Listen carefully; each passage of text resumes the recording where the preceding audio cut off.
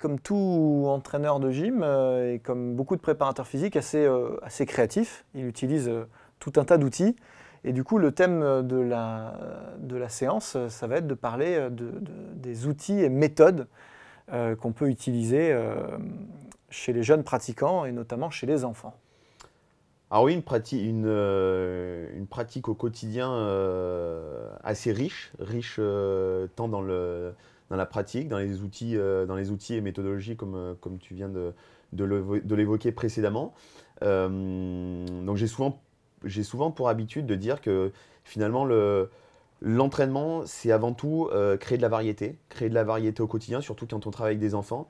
Je pense que ceux qui nous écoutent et qui ont l'habitude de travailler avec des enfants se reconnaîtront là-dedans, dans le fait que les enfants ont horreur de l'aspect trop monotone. Donc il faut Il ne faut essayer pas que ce soit trop voilà, il faut essayer de varier, répétitif.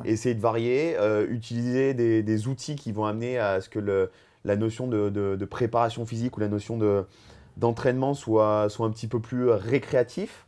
Donc j'utilise pas mal d'outils, j'ai même l'habitude d'en créer. Alors c'est pas toujours très académique ce que je fais, mais on essaye de faire un petit peu avec les moyens du bord.